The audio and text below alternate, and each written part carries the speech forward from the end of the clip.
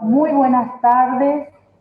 Estamos iniciando el segundo día del Foro de Investigadores de la UNIBE. Nuestra universidad, con el lema Promoviendo la investigación para el desarrollo humano, sostenible y sustentable, en la modalidad virtual, iniciamos el día 2 de nuestro Foro de Investigadores con una mesa en el tema educación. Las mesas temáticas son las redes educativas en Horta Winardó, formación de pares evaluadores externos a distancia virtual, el construccionismo en educación superior, el falsacionismo y las inteligencias múltiples desde la práctica educativa en la enseñanza del idioma inglés, la percepción de la transición de clases presenciales a virtuales de estudiantes de carrera de grado de Paraguay, las interacciones en la sala de bebés de la escuela maternal. Estos temas en el área de educación serán los motivos de nuestro foro. A continuación quisiera dar algunas invitaciones, no antes de presentarme. Soy la licenciada Norma Eichenbrenner y con gusto estoy moderando este foro en el día de hoy. Nos acompañan también la profesora magíster María Luisa Torres y en el soporte técnico Gabriel Villar. Un equipo al servicio de ustedes. Antes de iniciar con las mesas temáticas y con los exponentes la tarde de hoy, quisiera por favor que los exponentes sí tuvieran la cámara encendida, puedan hacer la presentación de los materiales que han enviado y además todos los participantes tengan el micrófono apagado. En caso de que vaya surgiendo alguna pregunta sobre los temas desarrollados, les invitamos a escribirlo en el chat y de esa manera, con el tiempo designado, vamos a poder formular esas preguntas. Tenemos 10 minutos con el tiempo que siempre nos limita, 10 minutos por mesa temática. Entonces, a continuación, y dándole la bienvenida, ¿verdad?, a nuestros expositores, ya iniciamos el siguiente tema. El primer tema que vamos a desarrollar son las redes educativas en Horta Winardó, un cuestionario para la detección de intervención de los servicios educativos de la zona. Nuestra autora expositora es Alba Marina Sosa Cañete, de la Universidad de Barcelona, Facultad de Educación, también miembro de nuestra comunidad educativa. Entonces, le damos la palabra, bienvenida, profe Alba, y pasamos entonces a la presentación de tu tema. Muchísimas gracias. Bueno, bienvenidos a todos y bueno, qué manera más bonita de empezar esta mesa hablando un poco de educación en estos tiempos también en donde la educación está muy afectada. Bueno, yo les comento un poco. El año pasado tuve que dejar nuestras aulas para justamente poder prepararme y formarme y hacer un máster de educación inclusiva. Fui a la Universidad de Barcelona y lo primero que pensé es, bueno, cuando hablamos de educación, las dificultades que tenemos aquí. Entonces, yo lo que vi es que, como podemos ver, en Barcelona ya hay una red educativa gratuita para todos ellos. Entonces, la idea mía era poder entender justamente cómo se trabaja con estas redes para poder justamente ver todo lo que ellos encontraron de dificultades para poder eso de repente tener previsto cuando aquí estemos más presentes, ¿verdad? Bueno, entonces lo primero que hicimos con mi tutora fue ver un poco, primeramente, cuáles eran las redes que tienen allí. Y ese TikTok screen nomás de su cosita y después ya no te...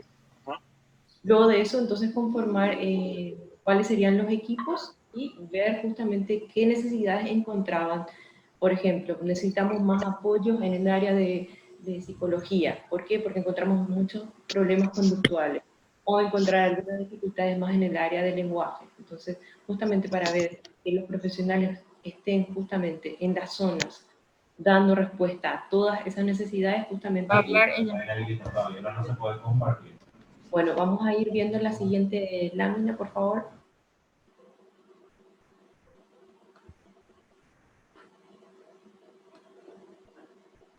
Bueno, primeramente tenemos que tener súper en claro, cuando hablamos de educación inclusiva, hablar en el mismo término. Bueno, la UNESCO habló de que es necesario por lo menos 3 elementos. Nosotros ahora mismo, como sabemos, la educación es obligatoria y también gratuita, pero la UNESCO habla de que eso es la primera nada más, donde ellos le dicen el acceso. Después de eso está la siguiente, que es justamente la participación. Todos los alumnos deben de poder participar, ya sea dentro de su grupo o dentro de también actividades extraescolares. Por ejemplo, en el patio jugando, dentro de todo lo que son las actividades también como de deporte y también aquellas que son como baile, canto y actividades culturales que se tienen dentro de la institución. Aquellas son las de participación. Y la más importante, que sin ella no se puede hablar de educación inclusiva, es el logro. Es que cada alumno pueda dar ese gran paso que es justamente adquirir las competencias que se tiene previsto para ese ciclo o ese nivel. Entonces, esos 3 fundamentos son los principales para hablar de educación, no solamente el acceso, sino que se tenga en cuenta también de que durante todo ese proceso el alumnado también disfrute de ese proceso. Y acá, audio. Aparte de eso, también tenemos obviamente, ¿verdad?, que es importante que todas las escuelas tengan esa mirada en donde no solamente se tenga previsto el tema de que el alumno esté con una adecuación curricular, ellos le llaman ajustes allí, ¿sí?, sino que tengan más bien una mirada de que todo el alumnado pueda hacer las mismas actividades, pero que las actividades puedan realizarlas todas. Entonces es muy importante también esa mirada para empezar a hablar de educación inclusiva. A ver, la siguiente lámina, por favor. Bueno, entonces, ya teniendo súper claro para dónde queríamos ir, entonces diseñé un instrumento que justamente veía qué necesidades había por cada zona. Como saben, en España hay muchísimas ciudades y cada una de estas ciudades de vuelta tienen su propia legislación en educación. Entonces, ¿cómo están conformadas ahí las redes? Eran los centros, que eran de educación especial, entonces recibieron como, se volvieron del Estado, de uso público, y esos mismos profesionales que estaban trabajando allí se redireccionó y se está utilizando para que ellos puedan dar justamente este tipo de soporte, ya sea yendo a las escuelas o bien recibiendo consultas de cada uno de los casos. Entonces un colegio necesita a un especialista en conducta, entonces se llama a uno de los centros y el profesional va hasta la escuela y asesora al profesorado y también conoce el caso que se está teniendo allí. Y de esa manera entonces se puede dar asistencia en las escuelas sin tener que hacerlo fuera de ellas. Y estos son completamente gratuitos. Entonces, primeramente investigué esos recursos que tenían y luego de eso, bueno, fui haciendo entrevistas con cada uno de estos profesionales para poder ver qué necesidades ellos encontraban. La siguiente lámina. Bueno, entonces, lo que tuve que hacer primeramente, armé un marco teórico, de allí saqué varios objetivos de lo que yo estaba buscando y entrevisté. El Centro de Recursos Pedagógicos sería la CRP, el ELIT es toda la que trabaja parte del lenguaje. Hablamos de, en Europa, una de las características principales que me llamaron la atención es que ellos tienen algo más que sería la interculturalidad. ¿Por qué? Porque vienen alumnos de la India, vienen alumnos de China, vienen de Pakistán, entonces la diversidad de idiomas es tan grande que tiene que haber un área que se encargue justamente de todos los idiomas, porque el alumno viene sin conocer la lengua, que allí es el catalán. Entonces, van manejando también con ese tipo de profesionales. Y por último, tenemos el equipo de atención psicopedagógica, que es el EAP. Entonces estas son las áreas que se trabajan y cada una de ellas da un tipo de soporte diferente. Entonces entrevisté a varios de ellos para poder justamente ver qué necesidades ellos encontraban. Hicimos un análisis de esas entrevistas y de allí salió el cuestionario que nuevamente volvimos a enviar, que son los servicios educativos de zona, más conocidos como SED allí. A ver, la siguiente la mira, por favor. Bueno, ¿qué fue lo que encontramos? Bueno, lo que encontramos es que una de las dificultades más grandes que tienen allí es que hay muy poco personal. Entonces, los alumnos no reciben la suficiente atención. A veces van 2 veces al año o una vez nada más y eso no da como para que ellos puedan dar el soporte necesario. Las áreas que más encontramos que necesitan apoyo son aquellas que son de área de lenguaje. ¿Por qué? Porque reciben mucha migración. Entonces los alumnos están en aula, pero no llegan a comprender los contenidos porque justamente todavía no se hizo esa transición del idioma. Entonces esa es la barrera más grande que ellos tienen dentro del aula, que no es nuestra realidad realmente. Aquí en Paraguay, como ustedes saben, lo que necesitamos primeramente es que esto sea completamente gratuito, que este tipo de apoyo no tenga que ser externalizado a consultorios privados. Entonces, yo creo que una de las cosas positivas que tenemos es que esta red se puede conformar aquí. ¿Por qué? Porque justamente tenemos profesionales en diferentes escuelas, ya sea especiales o anteriormente conocidas, que también pueden dar este tipo de soporte para cada tipo de alumno. Y bueno, cualquier duda o consulta, tengo también el instrumento, si es que quieren visualizarlo, está completamente en castellano. Así que, bueno, muchísimas gracias.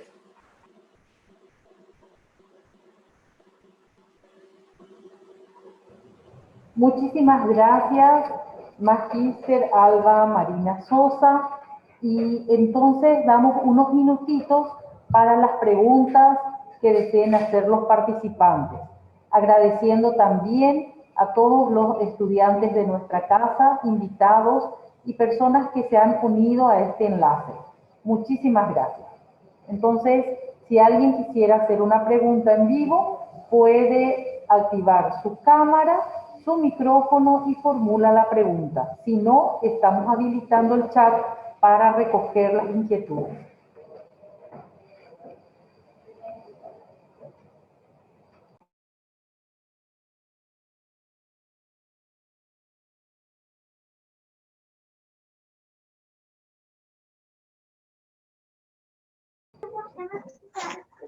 Tu mamá no me mete a saber ya.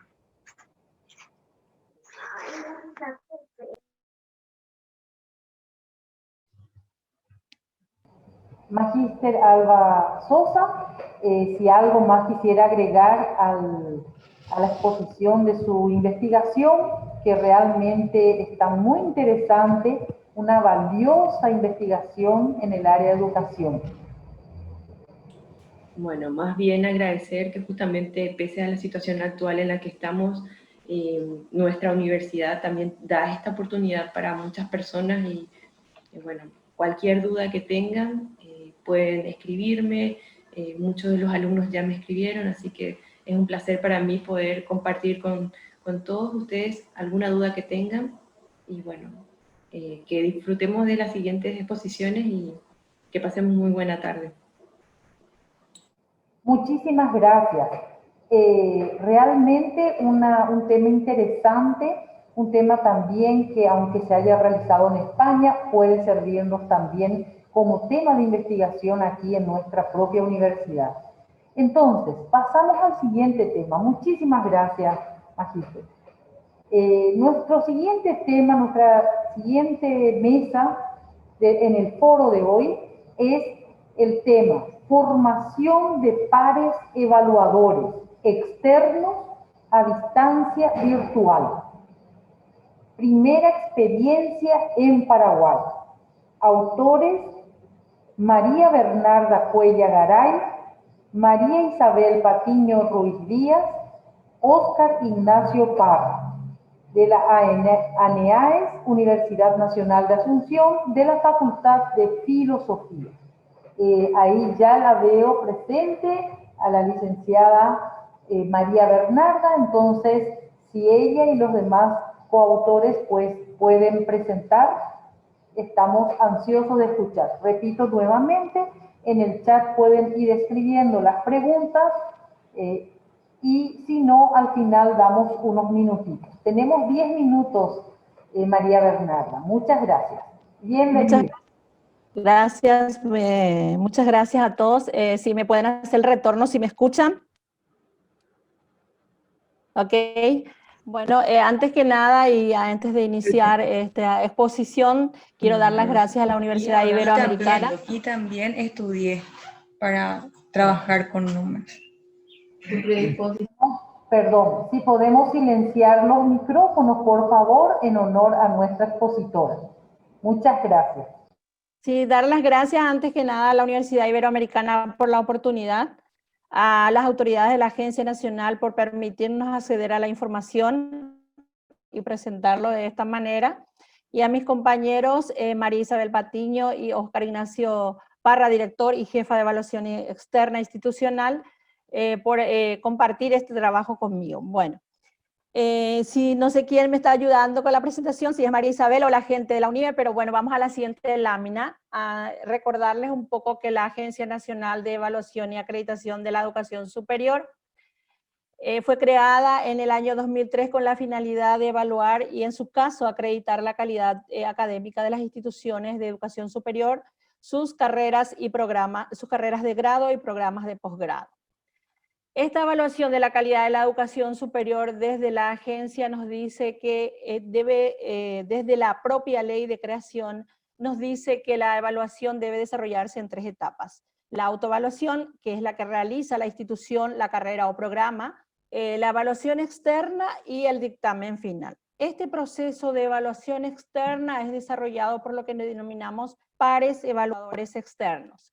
Los pares evaluadores son profesionales de la educación superior que tienen una formación y amplia trayectoria en la educación superior, en gestión de la educación superior, y están familiarizados con la terminología y el idioma de los institutos de educación superior, de las instituciones de educación superior. Y la formación de estos pares evaluadores desde sus inicios, allá en el 2007, 8 y 9, aproximadamente, siempre fue potestad exclusiva de la Agencia Nacional de Evaluación y Acreditación de la Educación Superior.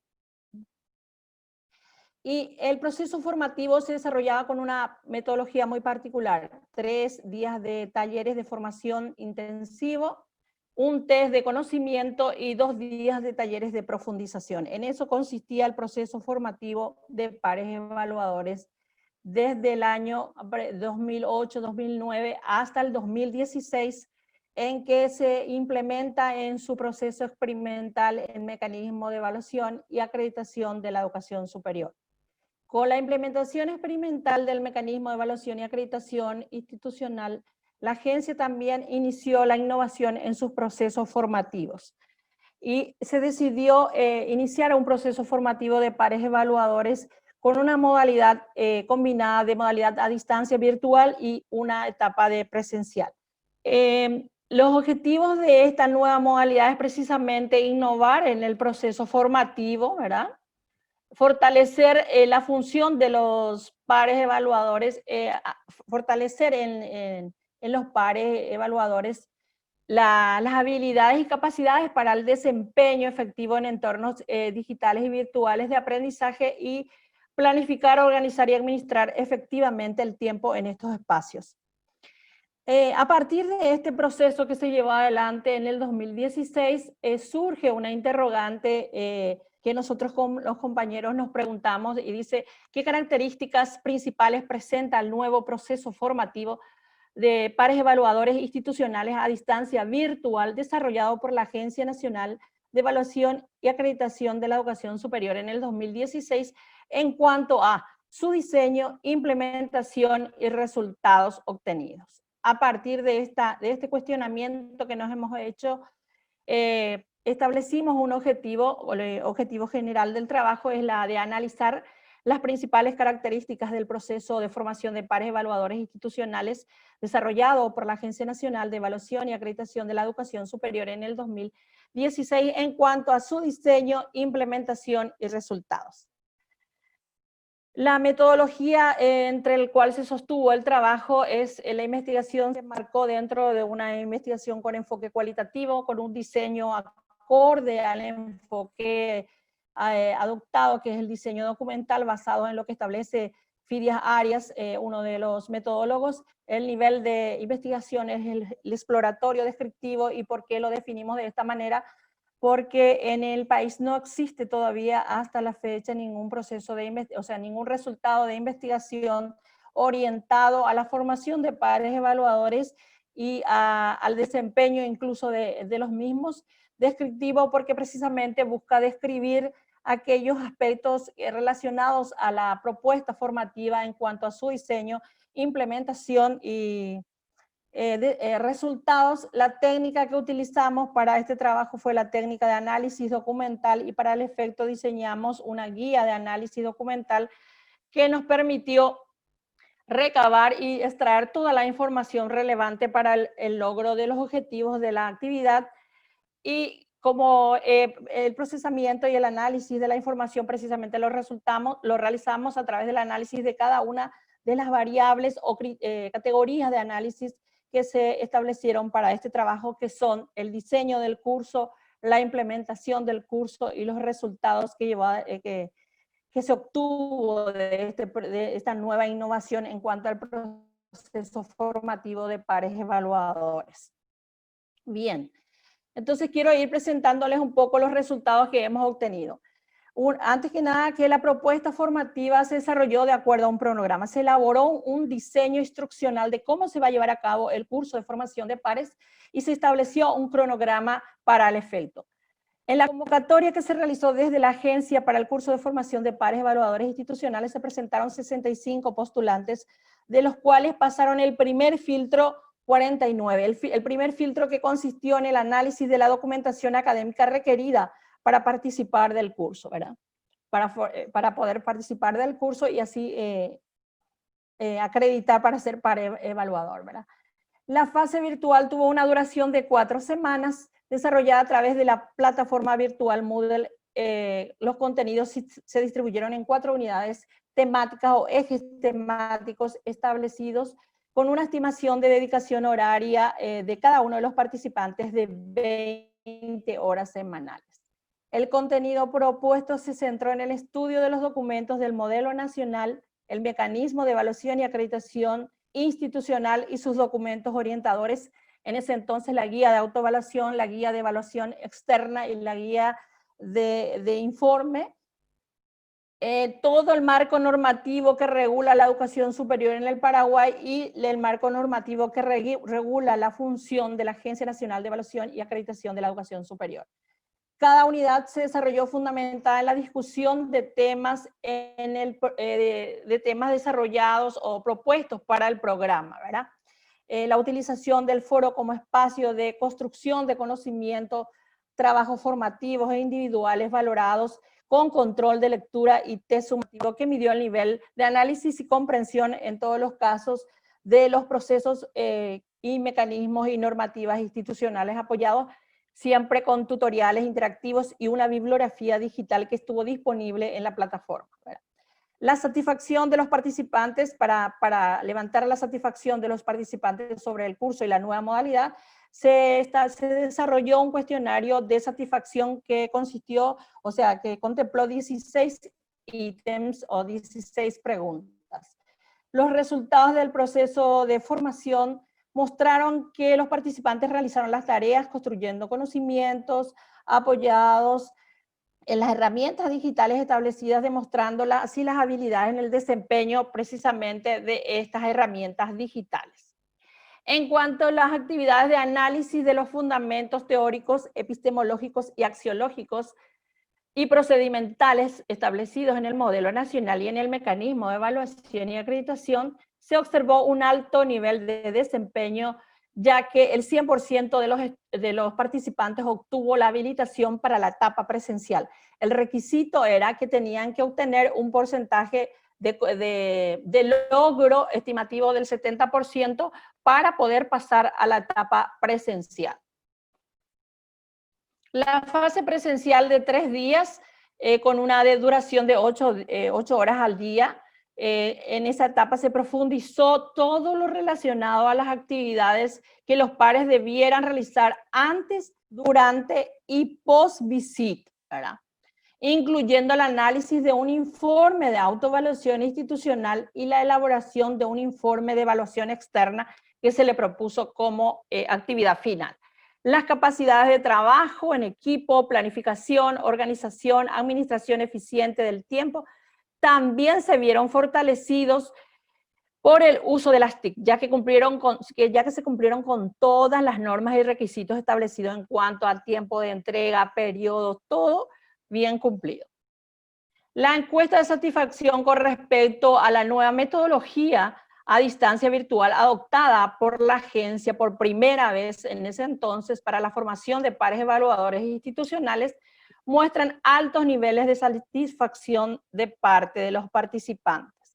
El resultado de la implementación de la innovación planteada en la formación de pares evaluadores fue altamente satisfactorio. Los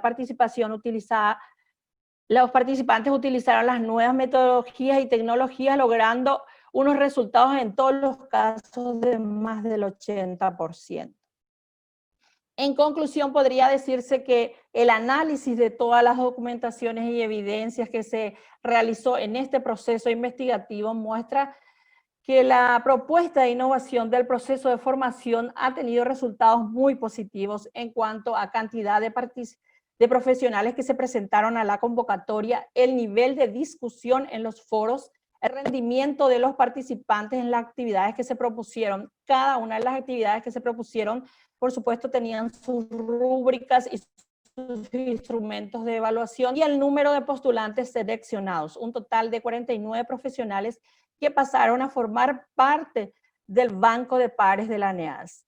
Además está decir que desde esta primera experiencia la Agencia Nacional de Evaluación y Acreditación de la Educación Superior en el marco del proceso formativo para pares evaluadores institucionales adoptó esta modalidad de educación virtual a distancia. Sin embargo, no se puede decir que el proceso formativo ha contribuido en el eficiente desempeño de los pares en dicha función, ya que no se encuentran todavía o no se han realizado todavía estudios sobre esta temática.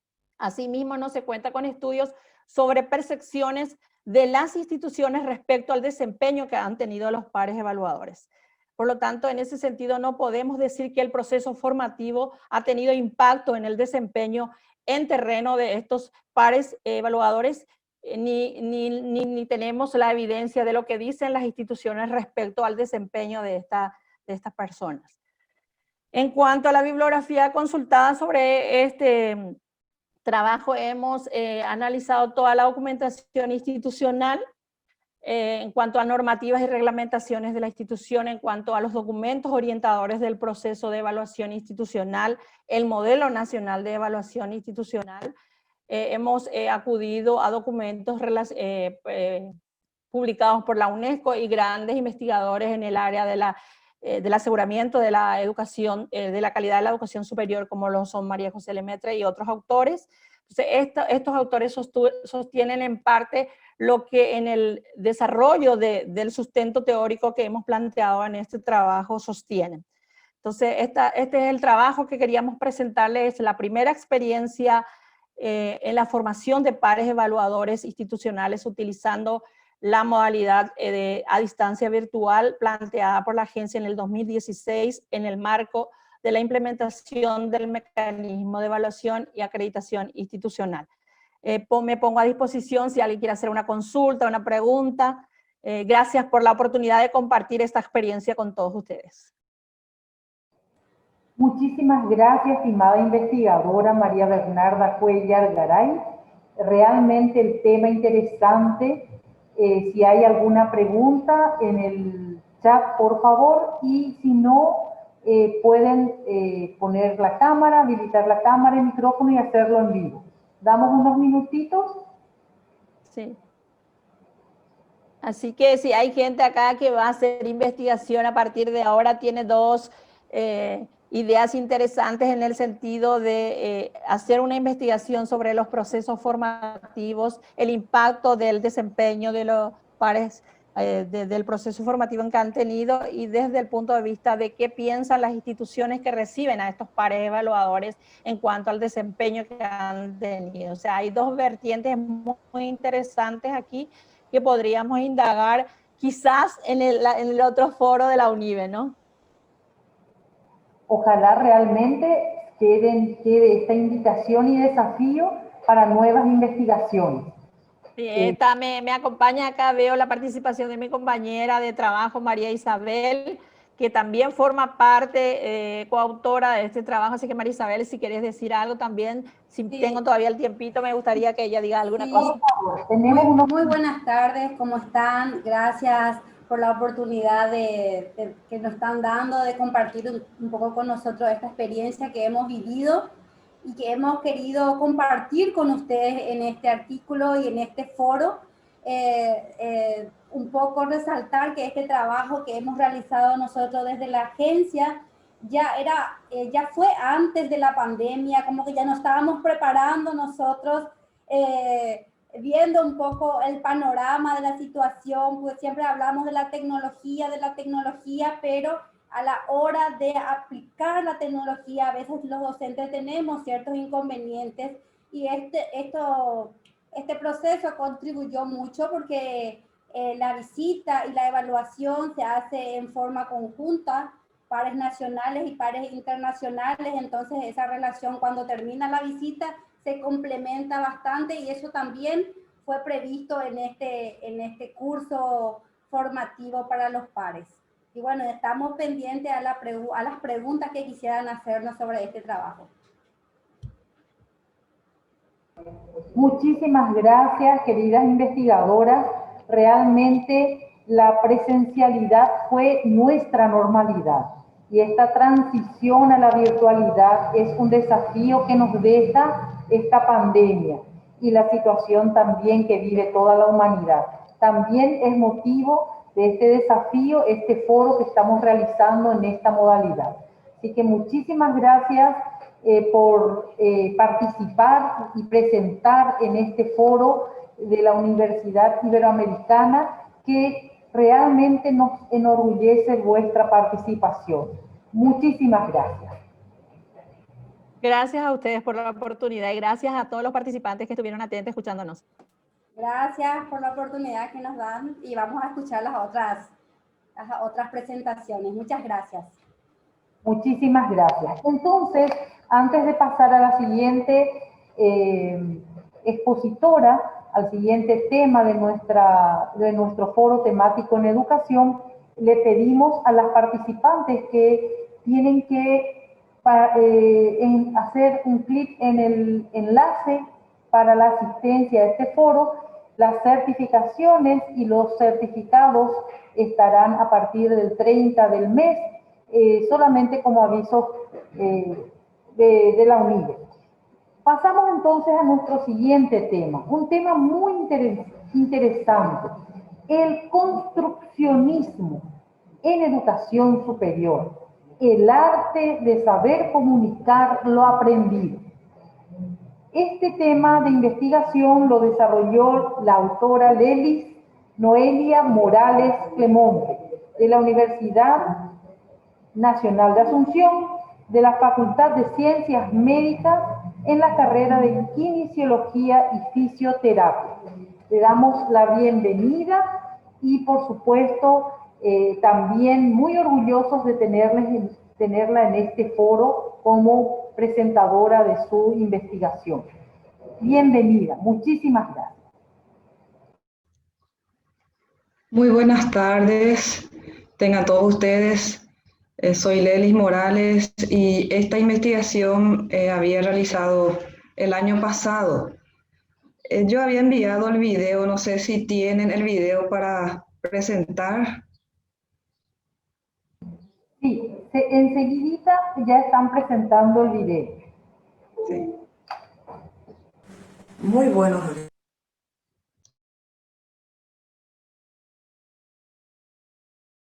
días tengan todos ustedes. Soy Lelis Noelia Morales Clemonte y en esta ocasión voy a presentar una investigación denominada el construccionismo en educación superior. el arte de saber comunicar lo aprendido. Brevemente voy a hablar de la introducción de este tema, explicando en qué consiste el construccionismo. Muy bien, el construccionismo retoma de los aportes del constructivismo de Piaget, de Vygotsky y de la teoría psicológica social y reconoce los aportes del lenguaje y ésta adquiere significado en la interacción social. Popper, padre del construccionismo, alega que el aprendizaje es mucho mejor cuando el estudiante se compromete en la construcción de un producto. Dicho de otro modo, el conocimiento se alega en la interacción social, la tecnología y permite un intercambio concreto entre el objeto y el sujeto. En esta imagen podemos observar lo que representa el construccionismo, en un breve esquema.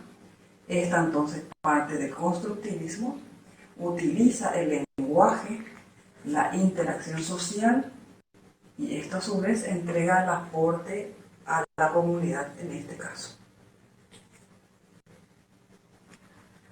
Entonces, los objetivos de esta investigación son reconocer el saber comunicar coherentemente en la radio, identificar la adhesión de los estudiantes y determinar la percepción de los mismos. Entre los materiales y métodos utilizados fue un estudio descriptivo, cuantitativo de corte transversal, un muestreo no probabilístico. La muestra consiste en 40 estudiantes de la carrera de Kinesiología y Fisioterapia que cursan la asignatura de Clínica Kinésica Quirúrgica 2, una asignatura del último año de la carrera. Ellos desarrollan programas radiales que forman parte del cronograma de actividades del periodo académico del año 2019. Los datos se recopilaron mediante un cuestionario cerrado elaborado por la docente dirigida a los estudiantes, teniendo las siguientes opciones. No ayudó al desenvolvimiento de estos estudiantes. Tal vez ayudó al desenvolvimiento de estos estudiantes en el marco del tema desarrollado. Parcialmente ayudó y ayudó totalmente. También se realizó un análisis documental de las fichas de evaluación y la planilla de calificación de los estudiantes. Los datos fueron procesados a través de una planilla Excel. Entre los resultados obtenidos, podemos decir que el 92% de los estudiantes demostraron el saber comunicar a la sociedad coherentemente lo aprendido y lo expresado en la radio. La adhesión de los estudiantes a esta estrategia de aprendizaje fue del 100%. Y la percepción del estudiante sobre el aporte de esta actividad en el desenvolvimiento profesional fue positiva en el 85% de los participantes. Podemos describir este porcentaje que ayudó parcialmente en un 35% y ayudó totalmente en un 50%. Y aquí tenemos un pequeño gráfico en donde demuestra la última pregunta que hemos realizado, que es la percepción que tiene el estudiante sobre esta actividad desarrollada en el desenvolvimiento profesional del mismo. Y podemos observar que un 35% dice que parcialmente ayudó a su desenvolvimiento y un 50% de los estudiantes manifiesta que ayudó totalmente en su desenvolvimiento. Como conclusiones, el construccionismo emerge del constructivismo, valiéndose del lenguaje en la transmisión del mensaje y la interacción social. Los resultados alentadores observados en las evaluaciones de los estudiantes así lo reflejan. Las redes sociales son herramientas útiles para potenciar la comunicación social, más aún utilizando la red social Facebook, especialmente por su interacción y su aplicación a nivel educativo y de carácter colaborativo, por su alta tasa de penetración entre los alumnos y la sociedad. El estudio tiene como limitación los siguientes puntos: un número pequeño de muestras, la valoración de los resultados se obtuvieron con un instrumento elaborado por los docentes de la asignatura, teniendo en cuenta el perfil de egreso y no precisamente el paradigma de aprendizaje que fue el del construccionista. Aquí tenemos algunas imágenes de esta actividad que hemos realizado dentro de la asignatura. En los programas de radio, acá vemos las dos estudiantes con el profesional de la locución. En la radio, que es la radio Aranduca, que es una radio dependiente de la Universidad Nacional de Asunción, que tiene un convenio con la Facultad de Ciencias Médicas. Entonces, estos estudiantes desarrollan las clases teóricas en aula y luego van a comunicar en la radio todo lo aprendido en términos sencillos. Estos programas radiales previamente se realiza una invitación a través de posteos en la página de la radio Aranduca y este programa sale en vivo, se transmite en vivo a través de la fanpage de la radio, así como la radio es emitida también en toda la zona de San Lorenzo y Gran Asunción. Muchas gracias.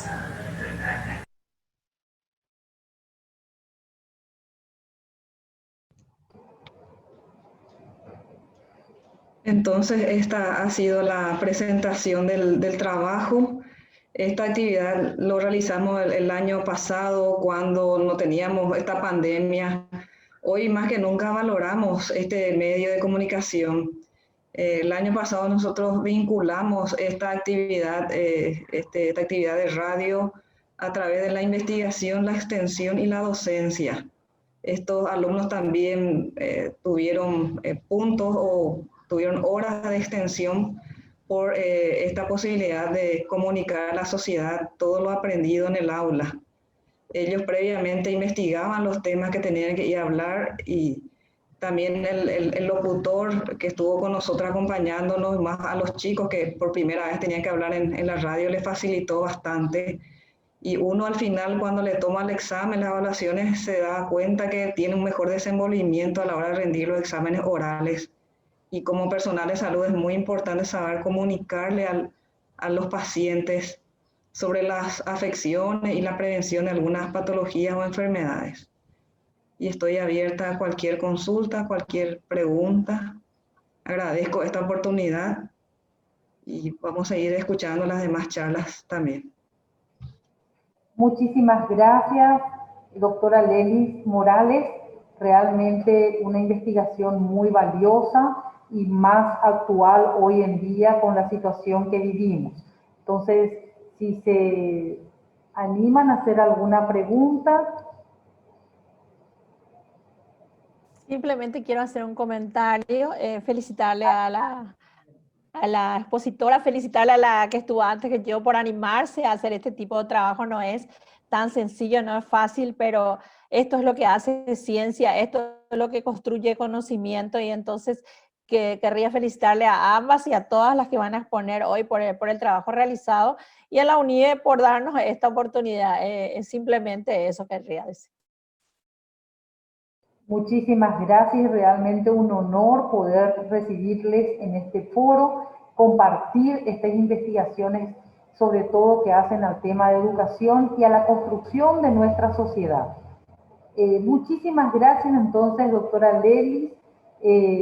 Sin más, pues agradecerle, comentarles de que realmente nuestra casa de estudio está abierta a recibir todos los aportes en educación, divulgarlas en este foro de investigadores y anexar también estas investigaciones a todo lo que hace a nuestro quehacer educativo.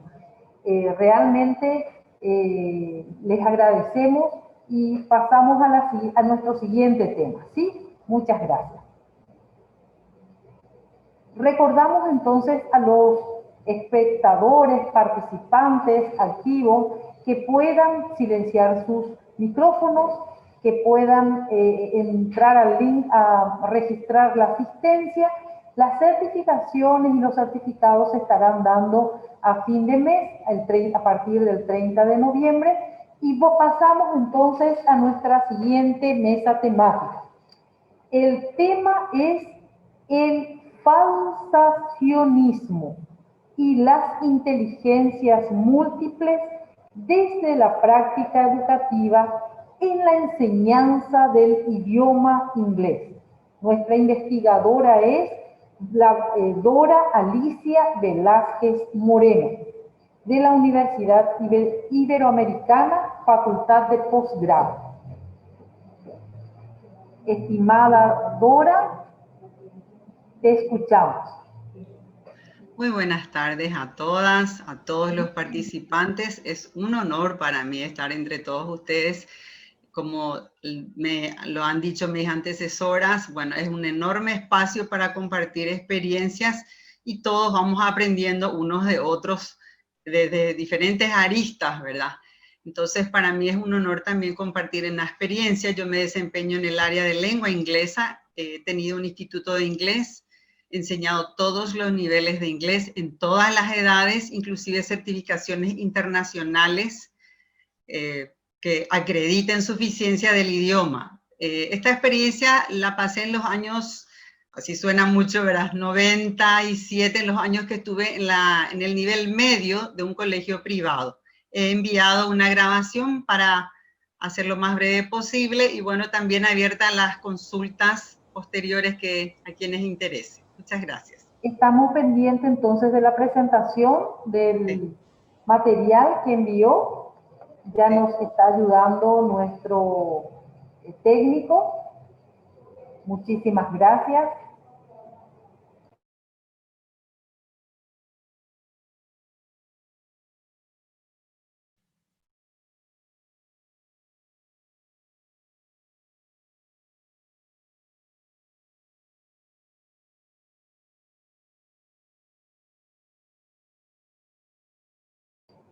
La escuchamos entonces, estimada Dora Alicia.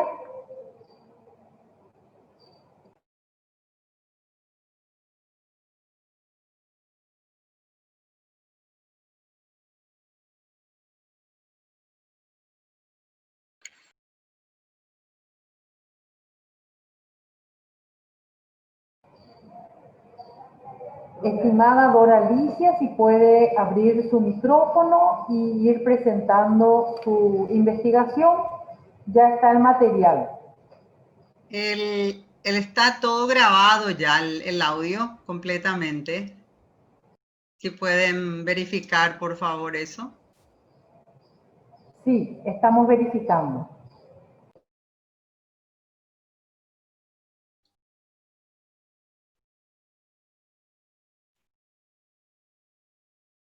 Mientras solucionamos este inconveniente técnico, como siempre en la virtualidad, pues tenemos que tenernos un poco de paciencia en ese sentido, pues agradecerle a nuestros investigadores, expositores y por supuesto, querida Dora Alicia, ya magíster, ¿verdad? Con esta presentación, entonces desearle, por supuesto, todo el éxito en esta presentación. Estamos pendientes.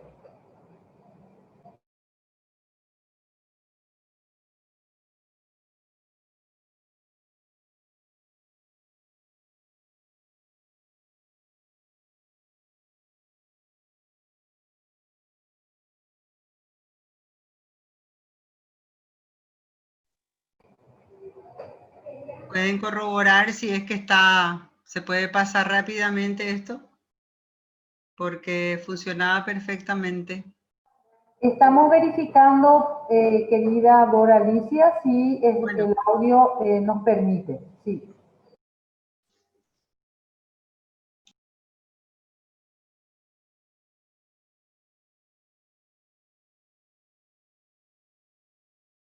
Tiene que mandar. Estamos con un problema técnico, Dora Alicia.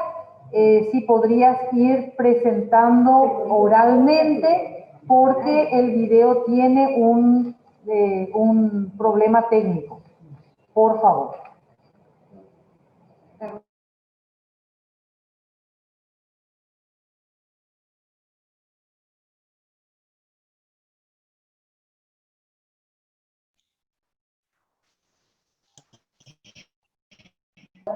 Querida Dora Alicia, puede ir explicando, le pedimos que pueda ir explicando su presentación, por favor.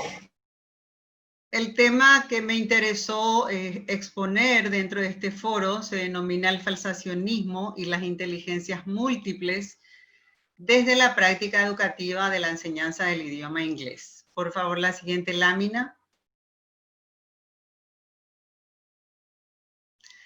El representante de la filosofía de la ciencia, en este caso Karl Popper, nos presenta una discrepancia.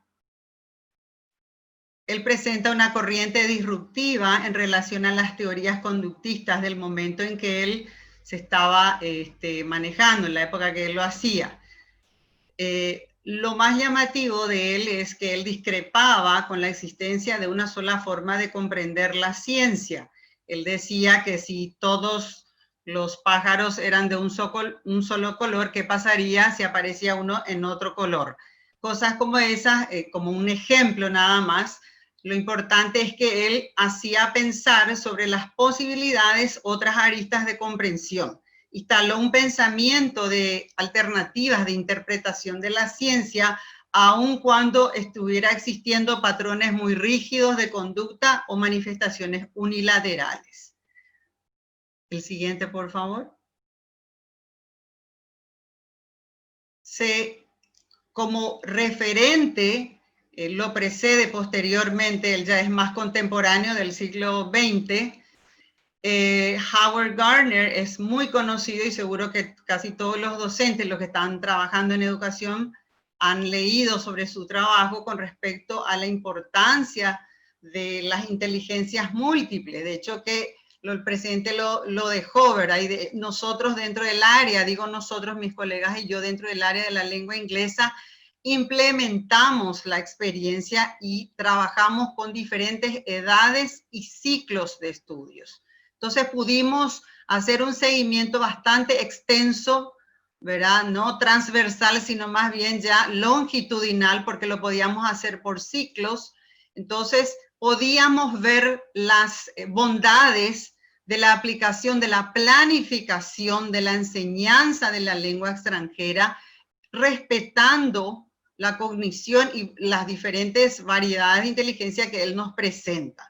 Entonces, yo consideré contrastarlo un poco, o no tanto contrastarlo, sino más bien la similitud me llamó la atención por las épocas, por eso me gustó cuando trabajamos en filosofía de la educación, en epistemología, lo habíamos hablado y también saltó esta comparación de cómo siempre se va dejando huellas en la ciencia, que no hay una verdad totalmente dicha, sino siempre va a haber alguien o corrientes disruptivas que digan, pero ¿y qué pasa si es que? ¿Qué es lo que nosotros en este foro hacemos? Seguramente habrá gente que después va a implementar o va a intentar ver cómo funciona esta teoría con otras que son más conductistas y seguramente van a tener los resultados, serán positivos o no.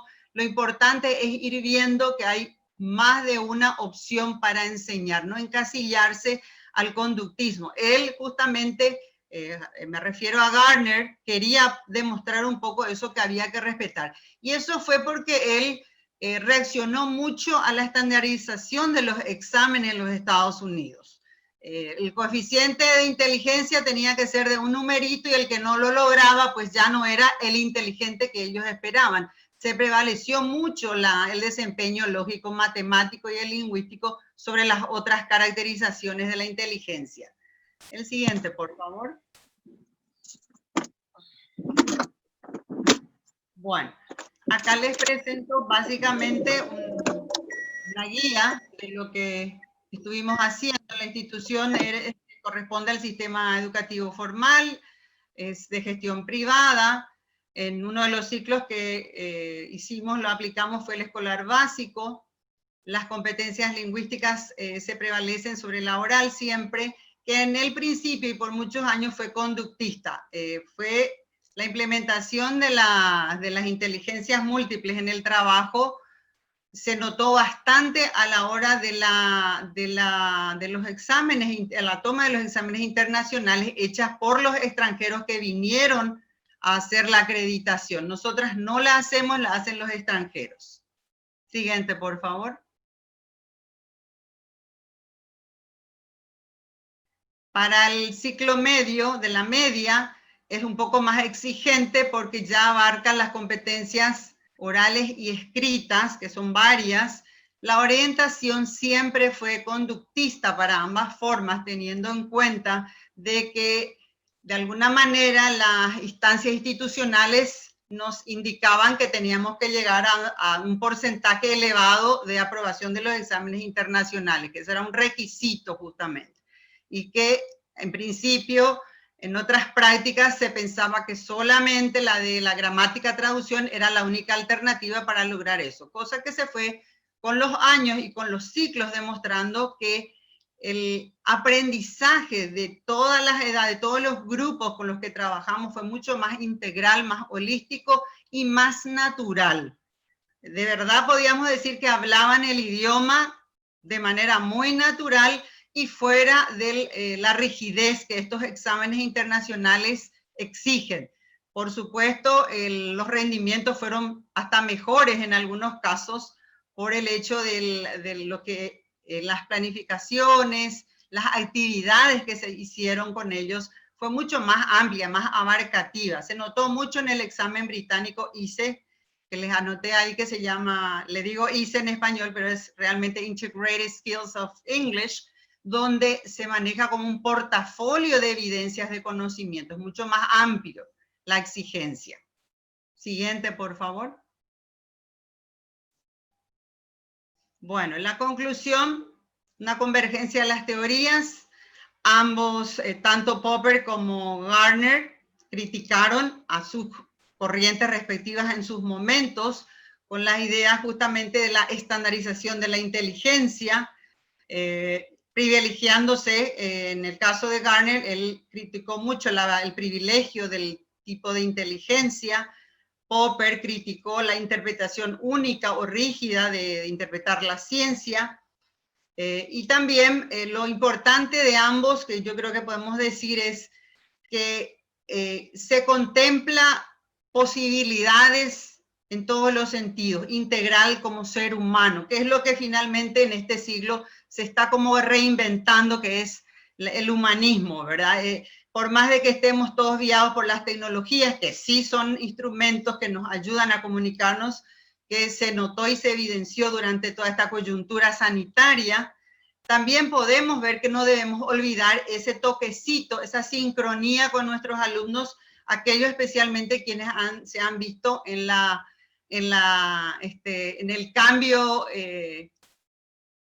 el cambio inmediato, digamos, de la noche a la mañana, porque hasta el 10 de marzo se estuvieron en presencialidad y para el 12 de marzo todo el mundo ya tuvo que estar conectado prácticamente. Lo que ha demostrado, inclusive ha enfatizado mucho en las carencias que tenemos también en nuestro país, pero tenemos que aprender de todo lo que hemos visto en estos 8 o 9 meses. Así que los insto a todos también a ir conociendo más sobre esta filosofía de la ciencia, sobre estos exponentes. Es bueno leer filosofía, por más de que estemos en ciertas áreas muy específicas. En mi caso, en el inglés, que de repente no lo leemos, pero cuando damos o tenemos que conocer un poco más a profundidad y ver la esencia de todo esto, del humanismo, de la ciencia, de la educación, estamos obligados como docentes a conocer de todo un poco, y especialmente en esta área de la filosofía.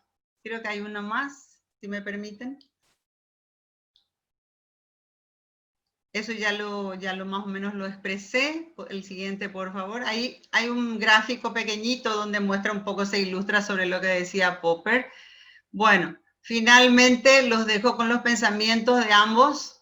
Lo que Karl Popper decía en relación a su época. La sociedad abierta es aquella en la que los hombres han aprendido a ser en cierta medida críticos de los tabúes. Tenemos que ser críticos a nuestra época, lo que teníamos, lo que tenemos, qué es lo que queremos hacer, y sacar y no olvidar nuestra identidad personal, ni institucional, ni nacional. Es bueno que sepamos lo que pasa alrededor nuestro, en el vecindario global, en el global village, como decimos en inglés, pero también tenemos que saber eso, solidarizarnos con quienes estamos compartiendo la información, la instrucción, en este caso con alumnos, o con ustedes, con los colegas, que seguro también podrán hacerlo más adelante. Muchas gracias. Muchísimas gracias, estimada Dora Alicia Velázquez. Realmente un tema apasionante, un recordar la filosofía y enlazar en estas teorías muy interesantes, ¿verdad? Realmente nuestra sociedad, ante el desafío de la pandemia, ha tenido que flexibilizar y ser crítico a esos tabúes que realmente representaban muchos aspectos de nuestra presencialidad. En ese sentido, un aporte valioso. Les pedimos si hay alguna pregunta, algún comentario que quieran hacer. Realmente un tema interesante. Yo creo que uno de los tabúes fue eso, de que los docentes de aula que estuvieron al 100% siempre en la presencialidad, se vieron vistos de la noche a la mañana al cambio, a esa incertidumbre, ¿qué hacemos? ¿Dónde? Justamente ahí con la colega María Bernarda, yo pasé por el proceso que ella comentó y yo estaba así también, tenía que aprenderme esto, lo otro, todo a la vez, la inmediatez. Ese es el nuevo lenguaje educativo. La inmediatez, la incertidumbre, mediadas por las tecnologías, por el conocimiento, está todo ahí, pero tenemos que hacer un pequeño proceso e investigar qué estuvimos haciendo, por qué lo estuvimos haciendo, bajo qué contexto, y este es el nuevo contexto, la coyuntura que vino para quedarse, no solamente esta coyuntura sanitaria, la coyuntura que ya teníamos de conectividad al 100%, que no la tenemos en muchos casos, ¿verdad? Hay familias de 5 o 6 personas con un solo teléfono celular. Esa es la verdadera realidad. Entonces, tenemos que aprender a ser críticos, pero también a ser solidarios, empáticos. Este tiempo que estamos viviendo, yo le llamo de la incertidumbre, porque he leído tanto esa palabra, y de la inmediatez, nos obliga a ser más humanos, a ser más empáticos y, bueno, ubicarnos más en los zapatos del otro, en este caso del alumnado, que existe una carencia socioeconómica muy grande en nuestro país y, por supuesto, en la parte educativa es una asignatura eternamente pendiente de mejorar. Muchas gracias. Realmente un mensaje y una invitación al desafío de seguir investigando, de seguir aportando desde la ciencia y en el tema educación. Sí, te doy la palabra, María Bernarda. Sí, gracias. Felicitarles a Dora por el magnífico trabajo. Realmente me dejaste así, con los ojos bien abiertos, eso de comparar estas dos teorías tan interesantes. Te felicito, Dora, por el trabajo y sobre todo el mensaje que nos dejas de ser, por más de que asumiste el mensaje de uno de los, creo que era de Popper, el hecho de ser críticos con lo que hacemos, que es lo que nos va a permitir seguir mejorando siempre, ¿verdad? Desde el momento de que asumimos esa postura crítica de lo que hacemos cada día en busca de la mejora, es lo que nos va a permitir seguir avanzando en este escenario, como bien lo decís vos, de incertidumbre que tenemos, de la inmediatez que nos exige, que nos impone, que nos exige, que nos desafía. Entonces, felicidades, Dora, me dejaste, te juro que de aquí los leeré sí o sí, ponerle la firma que me creaste un conflicto cognitivo y valoro muchísimo eso. Gracias, Dora. Gracias por el aporte y el comentario. Sí, María Isabel. Dora, también me quiero sumar a las felicitaciones de la compañera Bernarda. como docentes siempre tenemos que hacernos esas dudas, y tener esas dudas, digo, y recurrir a todos esos filósofos que desde aquella época hasta ahora siguen todavía muy latente en esta situación de solidaridad, ¿verdad? Esto nos vino, yo creo que a todos los docentes nos vino un poco a mover de nuestra confort, de estar en nuestro estado de confort, ¿verdad?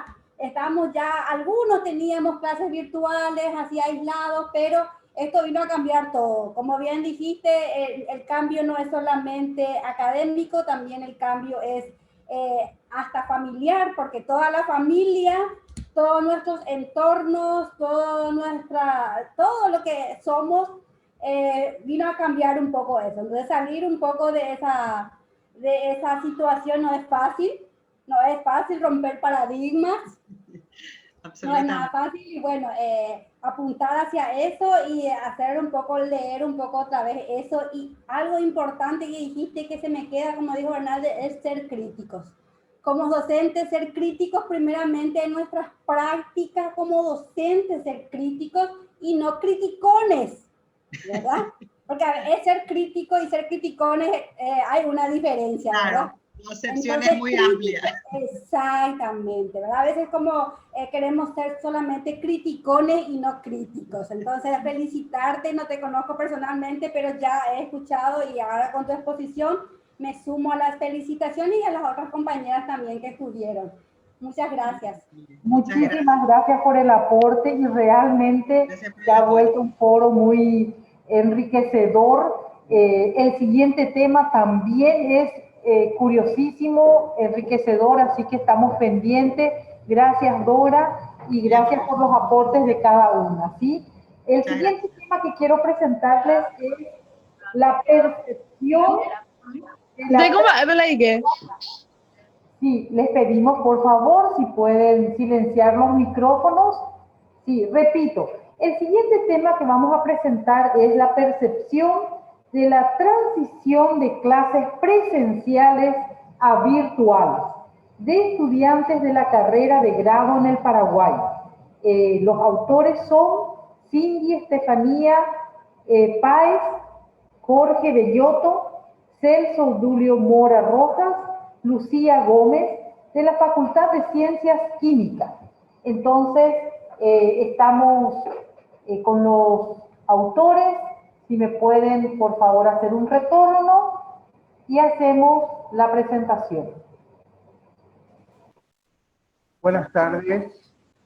¿Me escuchan? Buenas tardes. Sí, le escuchamos. Bueno, aquí muchas gracias por este... Mora, sí.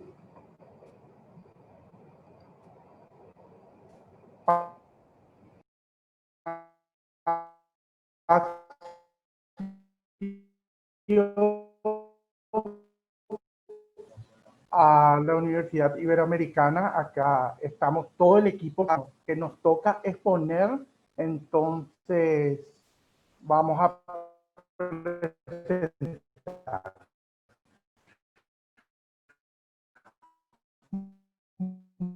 Bueno,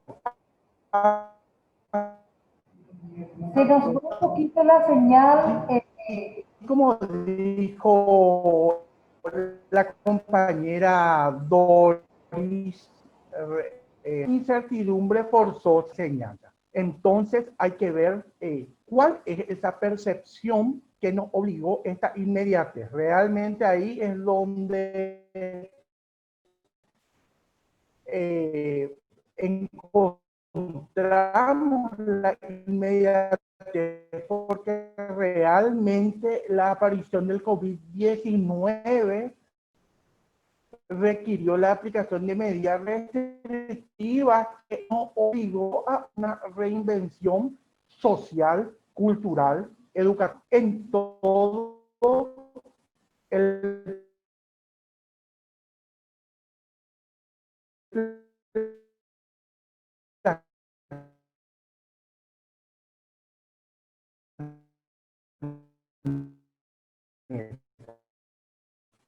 Entonces, en esta situación para dar continuidad a la norma que trabaja acerca de la percepción de estudiantes de carrera de grado del Paraguay ante esta transición. Siguiente, por favor.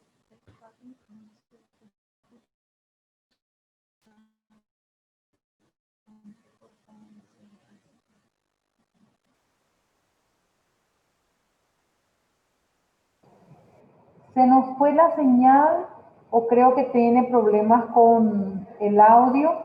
Si alguien más del equipo podría seguir la presentación del equipo de investigadores. Creo que volví. Volvió. No sé si me escuchan bien. Volví. La inmediatez de la situación. Bien. Entonces,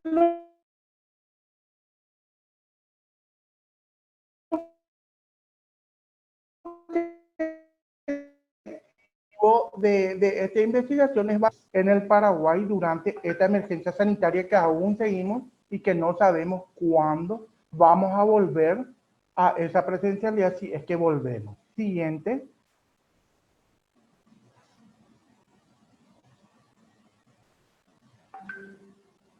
Bien, esta investigación es de carácter cuantitativo, descriptivo, de corte transversal.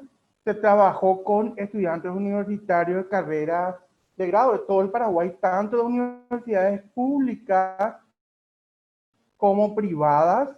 Hemos encarado a 563 estudiantes que respondieron a las preguntas cerradas en un cuestionario autoadministrado con distintas estudiantes de disciplinas diversas como ciencias de la salud, ingeniería, ciencias químicas, ciencias sociales, etc.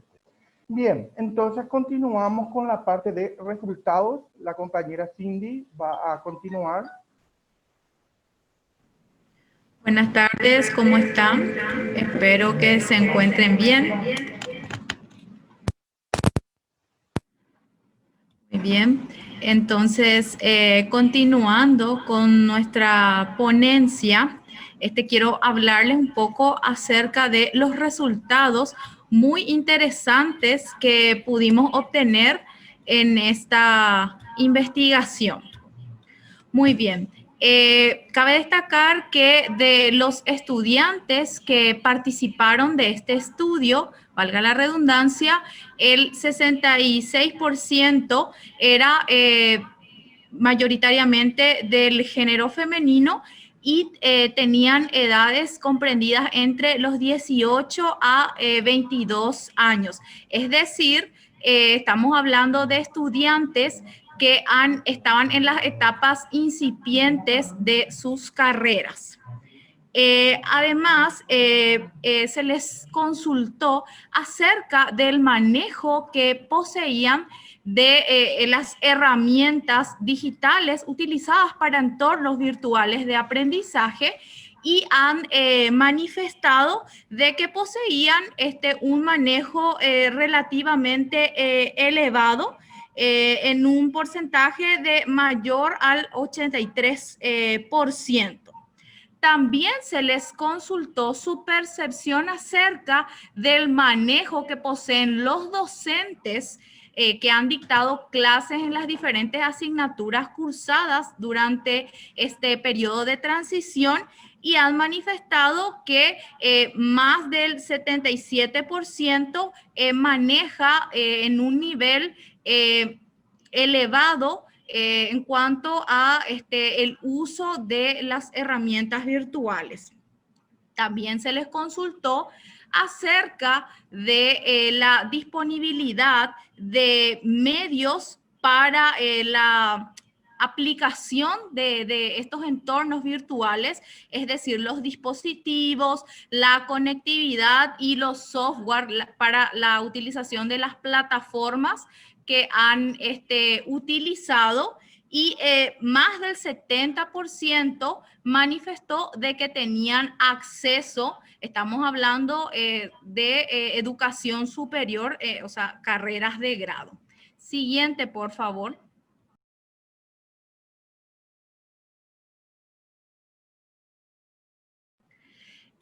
También hay que destacar que entre las, si se puede volver por favor, eso, muy bien, muchas gracias. Entre las herramientas digitales con las que los estudiantes sienten mayor comodidad para el desarrollo de las clases, se encuentra Google Meet en un 66,6% para las clases sincrónicas, así como Google Classroom, 64,1% para las clases asincrónicas. También la herramienta Zoom para las clases síncronas. Y aquí hay que destacar también de que se utiliza WhatsApp y se sienten cómodos en un 22,4%, teniendo en cuenta que WhatsApp es una red social que se ha adaptado en este periodo de transición para entornos virtuales de aprendizaje. Más de la mitad de los encuestados afirma que la formación a distancia a través de Internet presenta la misma o mayor cantidad de ventajas o inconvenientes respecto a las clases presenciales. La mitad también de estos participantes expresa una neutralidad respecto al grado de dificultad de aprendizaje. Sin embargo, un 34,8% de los encuestados afirma que ha encontrado dificultades en el aprendizaje de los contenidos desarrollados en esta transición. Y finalmente, un dato muy importante, el 81,9% considera que las clases virtuales no pueden reemplazar a las clases presenciales. Entonces, estos han sido los resultados. Siguiente, por favor. Es muy importante destacar que en este proceso de migración debido a esta situación de pandemia en la que nos hemos encontrado en este año, si bien ya existían en nuestro país carreras de grado que se desarrollaban en la modalidad a distancia, la gran mayoría de las carreras que se ofrecen en diferentes universidades públicas y privadas de nuestro país ha tenido que hacer una transición de forma abrupta.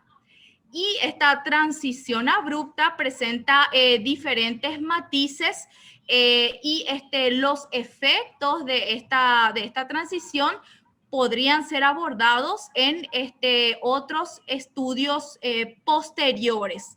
Se destaca también lo que ya habíamos mencionado de que las clases virtuales no reemplazan a las clases presenciales, y si bien los estudiantes manifiestan poseer acceso a Internet y también han desarrollado habilidades que permiten el manejo de estas herramientas, de igual manera los estudiantes creen de que las clases presenciales no son reemplazables por las clases en la modalidad virtual.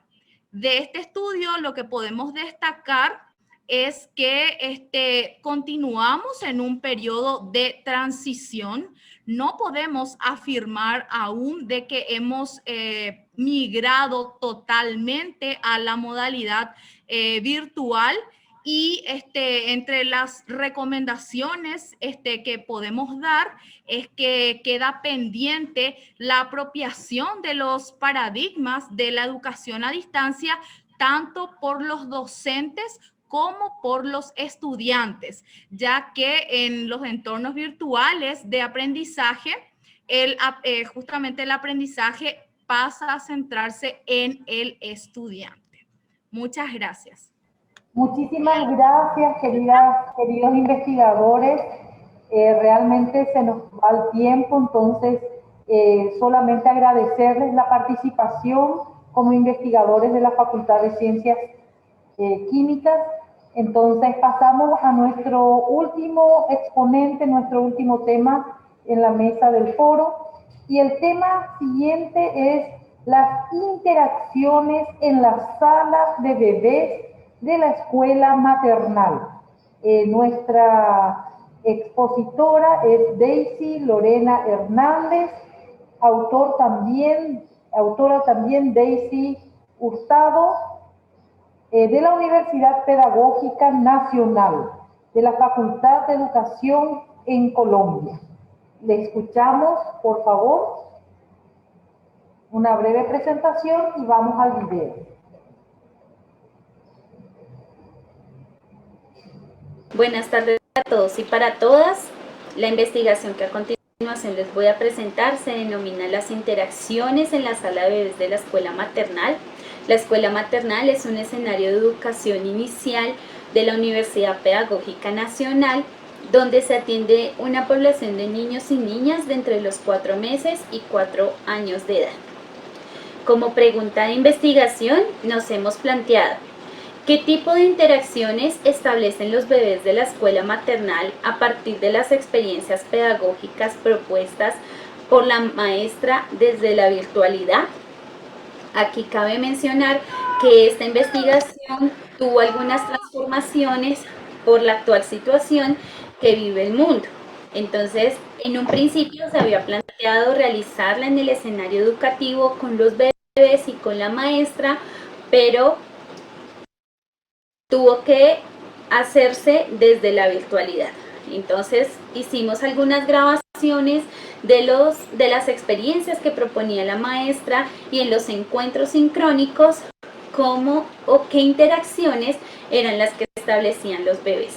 Cabe mencionar también que esta investigación nace del interés de 2 maestras que acompañan el grupo de bebés y que son conscientes de muchos elementos y de muchas relaciones y muchas interacciones que allí se establecen, pero que aún no están documentadas, que aún no se han hablado de ellas, que aún no se han enunciado, pero se reconoce que estas interacciones potencian el desarrollo de los bebés y ayudan a la maestra a pensar en experiencias que potencien el desarrollo integral de los niños y las niñas. Como objetivo general tenemos reconocer y analizar las interacciones que establecen los bebés de 4 meses a 1 año de la escuela maternal desde la virtualidad durante experiencias pedagógicas orientadas por la maestra. Y dentro de algunos objetivos específicos tenemos el reflexionar en torno al rol del maestro, del grupo de bebés, en aras de potenciar el desarrollo integral de cada uno de los niños y las niñas y contribuir a la construcción del conocimiento sobre las interacciones que los bebés establecen en contextos educativos no formales como los jardines infantiles. Dentro de la caracterización que empezamos a hacer dentro de la búsqueda de antecedentes, nos dimos cuenta que las investigaciones en el campo pedagógico con los bebés no son abundantes, sino que las investigaciones están enfocadas desde el área de la salud y desde el área de la psicología principalmente. Por lo que también empezamos a pensar que esta investigación sin duda va a contribuir a pensarnos en la educación inicial, especialmente con las edades más pequeñas.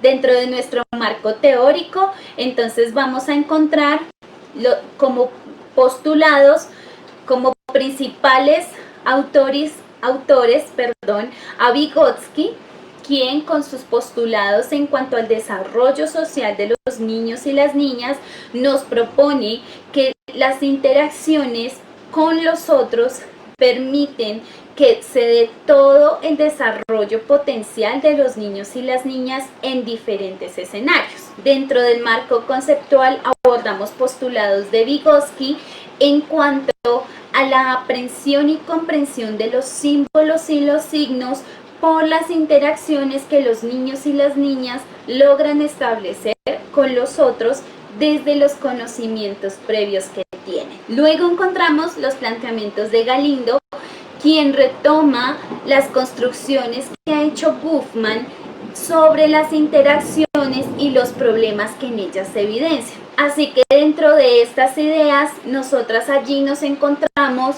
con que las interacciones se mueven dentro de unos marcos sociales, pero que además en estas interacciones cada uno de los sujetos que participa asume un rol diferente de acuerdo con sus intereses y con sus necesidades. Pero además estas interacciones están mediadas por unas reglas de interacción que tienen que ver con la confianza con la que se tiene, o bueno, la confianza que se tiene con el sujeto con el que yo estoy interactuando y el lugar en donde estamos interactuando. También vamos a encontrar los postulados de De Jing, quien nos plantea las relaciones sociales como un entramado de interacciones que son historias diferentes, sentidos diferentes, en niveles de tiempo y espacio diferentes. Asimismo, nos presenta 4 tipos de interacciones. Unas interacciones que son definidas por una organización que tienen que ver con lugares que están específicamente construidos como el colegio, la universidad, como un centro médico, como una empresa, pero también unas interacciones que son de confrontación, que tienen que ver con las formas en las que los sujetos se relacionan, negocian y efectivamente se confrontan. También nos habla de unas interacciones autónomas que tienen que ver y están relacionadas íntimamente con los niveles de confianza que se tienen los sujetos. Y finalmente tenemos la Política Pública de Educación Nacional de Colombia, que nos hace mención de las interacciones en la educación inicial como la comprensión de las relaciones recíprocas o formas de actividad conjunta que establecen los niños y las niñas consigo mismos, con los demás y con los entornos naturales, físicos, sociales y culturales en los que ocurre su desarrollo. Dentro de las fases de la investigación, en la fase número 1, tenemos en primer lugar el acercamiento a las familias y a los referentes teóricos. La segunda fase, que hace referencia a la recolección de la información a través de las entrevistas semiestructuradas a las familias y las grabaciones de 20 videos de sesiones sincrónicas que la maestra ha tenido con el grupo de bebés con mediación tecnológica. La fase 3, que es en la que actualmente nos encontramos, tiene que ver con la categorización y el análisis de la información, y la fase 4, las conclusiones. Dentro de la tercera fase, que es la que nos encontramos, tenemos unos hallazgos en este momento. Esos hallazgos, el primero habla de una relación entre el vínculo afectivo y la relación y las interacciones. Nos dimos cuenta que los bebés interactúan con la maestra porque hubo un tiempo de adaptación en la escuela maternal. Luego tenemos el rol de la maestra como parte de la interacción, y aquí específicamente hacemos alusión a un video que nos llamó la atención porque la maestra en todos los videos ella sale saludando a los niños y empieza la experiencia, pero en este video ella asume un personaje, entonces tiene una peluca, se transforma y les habla a los niños, los saluda, pero los niños no la reconocen como su maestra. ¿Por qué lo sabemos?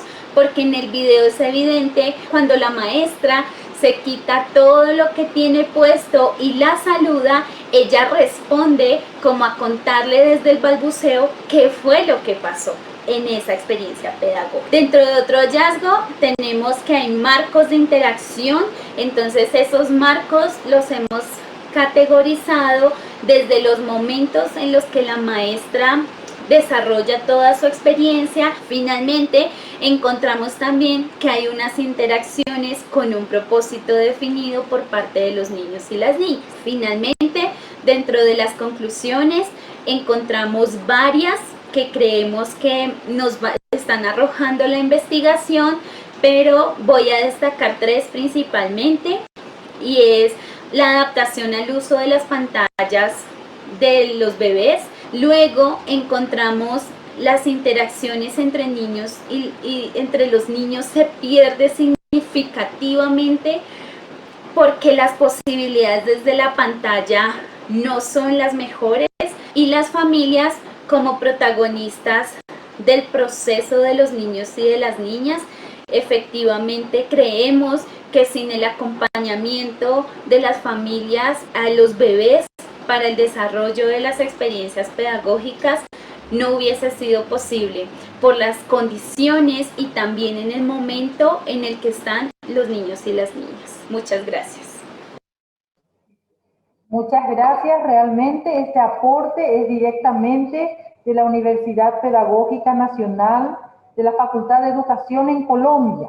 Entonces, un aporte internacional muy interesante, habiendo pasado por aportes locales de investigación con las redes educativas en Horta o en Ardó, también una experiencia desde Barcelona, España, y a nivel local la formación de pares evaluadores con María Bernarda Cuella Garay, el construccionismo en educación, el arte de comunicar, de saber comunicar lo aprendido con Lelis Noelia Morales, el falsacionismo y las inteligencias múltiples con Dora Alicia Velázquez en el idioma inglés, la percepción de la transición de las clases presenciales a virtuales, que aportaron datos estadísticos muy interesantes en este tiempo de transición en Paraguay en carreras de posgrado.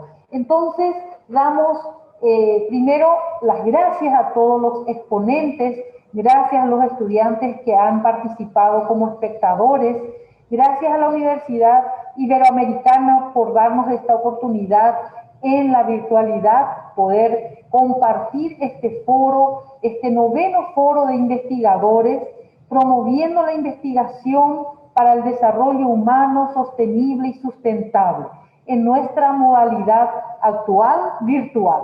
Entonces, muchísimas gracias, agradecer y por supuesto dar estos aportes valiosos que hacen a nuestro quehacer científico, académico de nuestra casa de estudios, y por supuesto un aporte para toda nuestra sociedad paraguaya. Muchísimas gracias. ¿Algún comentario que quieran hacer? Estamos cerrando este segundo día del foro de investigadores en la UNIBE.